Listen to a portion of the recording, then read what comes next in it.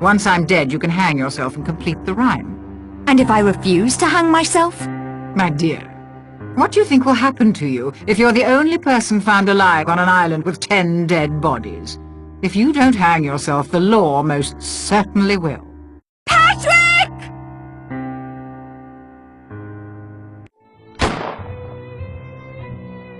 You killed her, Maricot.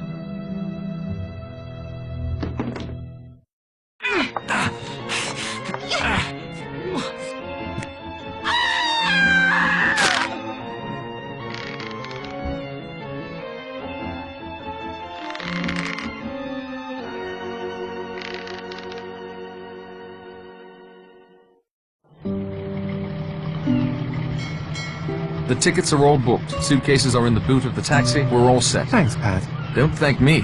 If I'd been able to save at least one person on Shipwreck Island, they could have corroborated Blor's confession. You'd be cleared and we wouldn't be running to Australia. Are you sure you have to go? Fred, there are 10 bodies on that island waiting to be discovered. Mr. Owen was right. The law would see that the last little sailor boy hangs.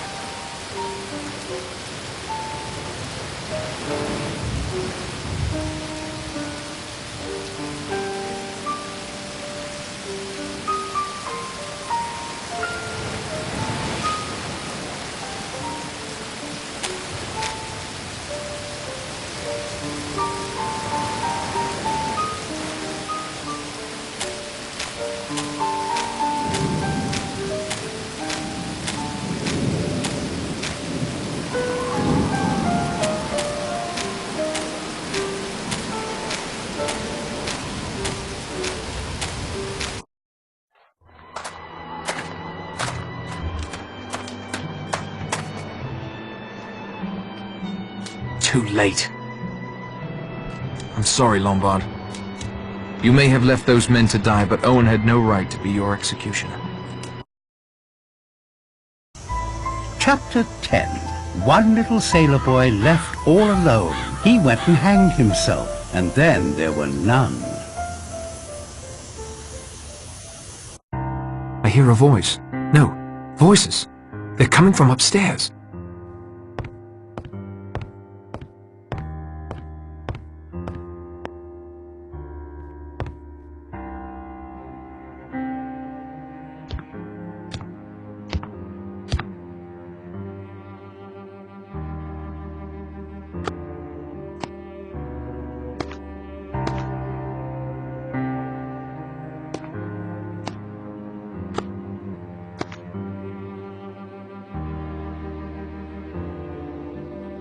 But I don't understand. How can you be here? How could you get into my room so easily?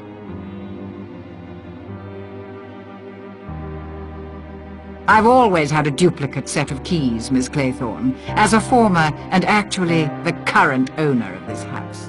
You own this house? I have for several years. I saw to it that Emily Brent died 2 weeks ago. I took her place for the weekend. My finest performance, I think. Worthy of the Oscar the Academy always refused me. But the bee stings! Hurt like hell, and did nothing for my complexion. But Emily Brent was allergic, not me. It's my apiary, after all. Who are you? My name is Gabrielle Steele. You've seen my posters in the screening room. The actress. Some scandal in Hollywood. Scandal? Well, I guess if you call trying to kill your leading man a scandal, yes, it was. My final picture, Last of the Borgias, something happened. Lillian Borgia, the character I portrayed.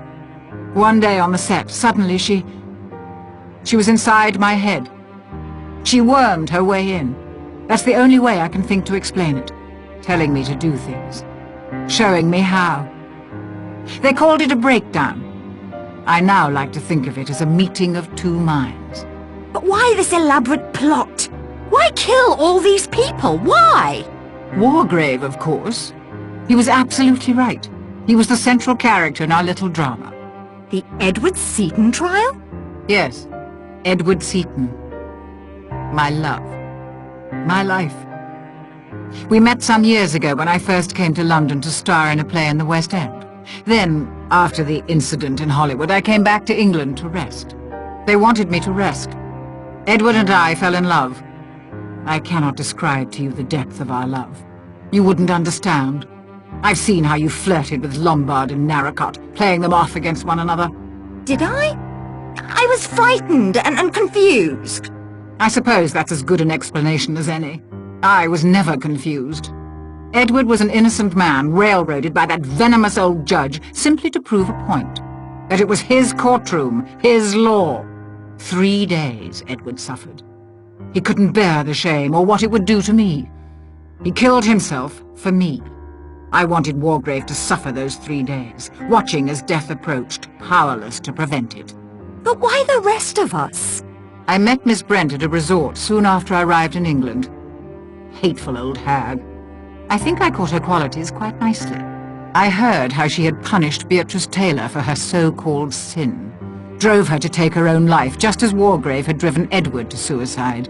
I wanted to extend Wargrave's torture for 3 excruciating days. What better way than to make him watch others die? Crimes committed under his very nose, deaths he was helpless to prevent. How his ego must have been scraped raw. You researched? Found us all?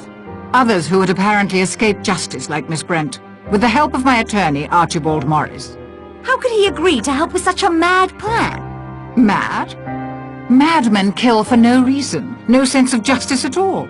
I only killed those who deserved to die.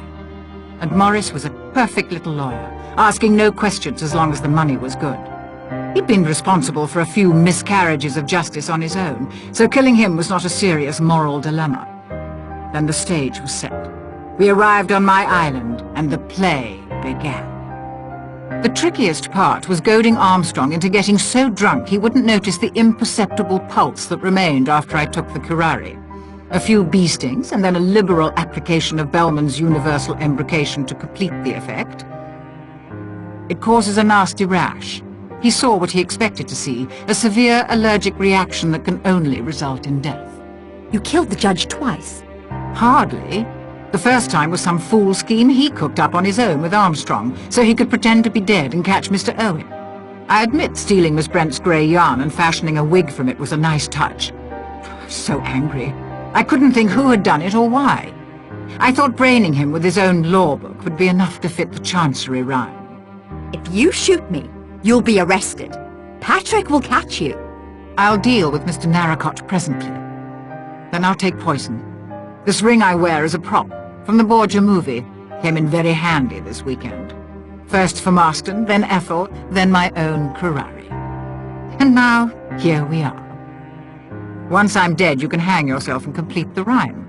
And if I refuse to hang myself? My dear, what do you think will happen to you if you're the only person found alive on an island with 10 dead bodies? If you don't hang yourself, the law most certainly will. Patrick!